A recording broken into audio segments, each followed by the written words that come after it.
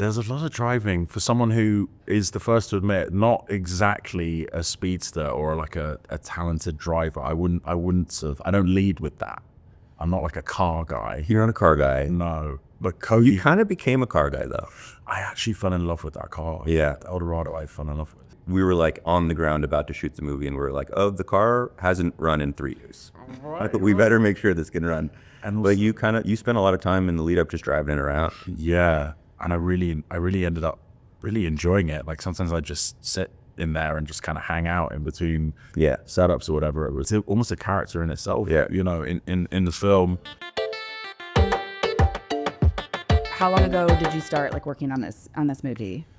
Well, it started as a short that I made in 2019. I'd been kind of researching it and developing it back in 2018, so we're going on 8 years if you consider the short and then the kind of development build up writing the feature to now. Yeah. How did you guys know each other before this, or were you just like kind of sending the script around? No, we met through the project. Will read the script and reached out and we got on Zoom and fell in love. Oh, you reached out first.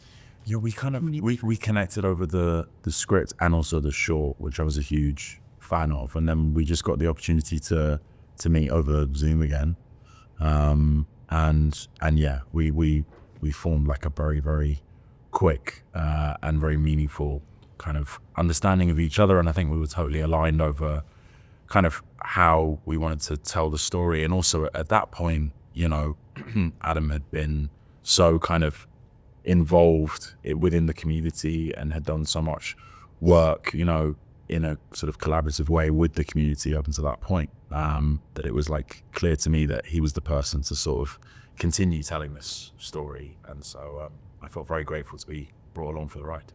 Were you and Noah making Warfare at the time that this movie was coming together, or was this after? Like, we'd made it actually. We'd made it, and so Noah and I were fortunate enough to have this kind of sort of pre-baked sort of brotherhood, which was really lovely and genuinely made the process of like filming that stuff between us, I think, a lot kind of easier. So natural. Yeah. I remember I met with Noah and I was like pretty quickly after that thinking about him for the Jack role that he plays. And then I met with Will, and like at the end of our call, I was like, I'm thinking about Noah Centineo as your foster brother. And you were like, I love Noah. We just spent all this time together. He's the best. And then when I called Noah after we offered him the role, he was like, I think about Will as like a big brother in my real life. And he was like, so the chance to do this on a movie feels amazing. So it was just really like, we got lucky. When you were meeting with Noah, did he already have the long beard and hair, or was that? At that time, I don't think he did. I think he that was a part of the process for this movie. Yeah. Was growing it out. Yeah. For this movie. That's right. Yeah. And who did you have? Because like, well, you're in real life, you're quite posh, right? And not American or from Ohio. When you met Will, were you like, did you give him any tests to see if he could like get down with the Ohio vibes? Outside of acting talent, but just as. Will's filmography speaks for itself. I'd watched a lot of it as a fan and knew he could do it. I assume you'd seen Dope Sick already. I'd seen Dope Sick. I'd seen everything that he had done. I'd been a fan for a long time. And then I felt like you've done like voice work for so much of your career that it was a lot more for me about like linking the spirit of the person with the character. And that was like pretty instantaneous, I think. I remember actually even being kind of like, you do this thing when you're on the call where like at the end of the call, we're like, okay, I'll talk with my like people, you talk with your people, and we'll be in touch. And like 5 minutes later, I was like, hey, do you want to do the movie? And I was doing the same thing on the other end. Yeah. Do you have a phrase or a word that like when you are doing an accents, like maybe I'm thinking of like in Death of a Unicorn too, that like lets you lock in to the voice of the person or the accent? Oh, that's interesting. Yeah, I mean, often you'll work with like keywords or phrases or stuff. I mean, I work with an amazing accent coach called Sonia Field, who's fantastic, and she was very, very helpful. But also, on this, thanks to our producing team and to Adam, we got the opportunity to go to Bell Fountain and spend some time in the community with whom we kind of made the film, and that was, I think, really key, both in terms of sort of upholding the trust that had been built, but also spending time around the participants in the program and our co-actors to kind of hear what the accent in that area kind of like really sounded like, and pick up on some colloquialisms. And I think anytime you're afforded the opportunity to spend real meaningful time in a place, that's when hopefully vocally you start to represent something that feels a bit more real, as opposed to, I don't know, a kind of impression of, or sort of textbook version of. So we were really lucky to spend that time ahead of shooting. I remember that I had also done, over the years, I'd done a lot of like documentary kind of interviews with folks. Yes. And I'd shared some stuff with you and Noah in advance. And you locked in on one man's like sort of specific kind of sensibility and stuff. And I remember you working with Sonia on that. And I checked in with Sonia one day, and she was like, Will is a vocal genius. She was like, he's kind of I don't remember, I think maybe she used the word savant. I can't remember. I asked Sonia to say that specifically. And he is. She was correct. Oh, so sorry. But I know exactly who you're talking about, and that person made such a meaningful contribution, not just to how I think we prepped for the film, but also in the film. He's in the movie too, yeah. And he's fantastic, and he's sort of it's one of those people that really embodies, I think, what the film is about, which is celebrating the work of people in recovery and the work that's being done by the community in order to sort of work through the steps of recovery. He's a fantastic example of that. Did you, I mean, you grew up in London, right? Did you know how to drive on our side before this? Because it's a lot of car work. There's a lot of driving for someone who is the first to admit, not exactly a speedster or like a talented driver. I don't lead with that. I'm not like a car guy. You're not a car guy. No. But Cody, you kind of became a car guy though. I actually fell in love with that car. Yeah. The Eldorado I fell in love with. That's my uncle's car. I'm from the Midwest, and I had like high school boyfriends with cars like that. Yeah. Very nostalgic. Yeah. Yeah, it was like sitting in his driveway for a long time. It took a while. We were like on the ground about to shoot the movie, and we were like, "Oh, the car hasn't run in 3 years. But we better make sure this can run."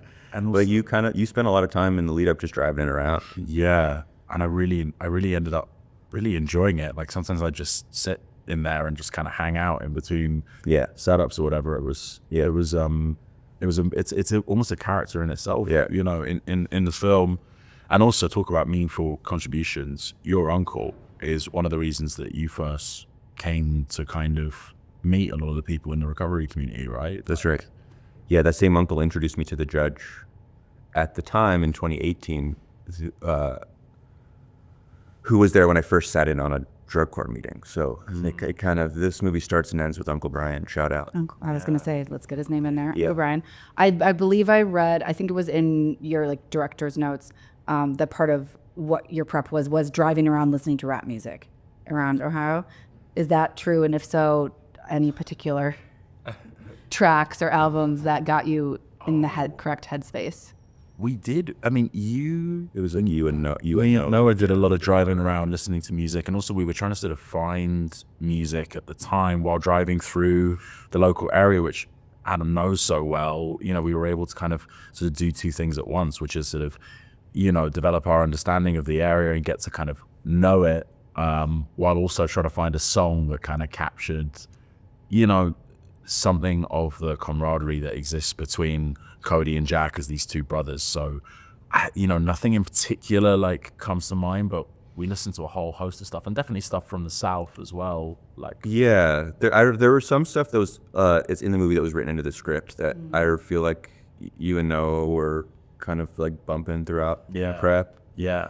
And then you guys would both just kind of like alternate driving and DJing and playing stuff, and I would just be in the backseat observing and loving my life. But getting more into becoming slightly more of a car guy, did that end with the movie and your interests, or are you gonna like go get a car and cruise around London now? Are you thinking of the long bike? A Cadillac Eldorado in London. So sick. I wish.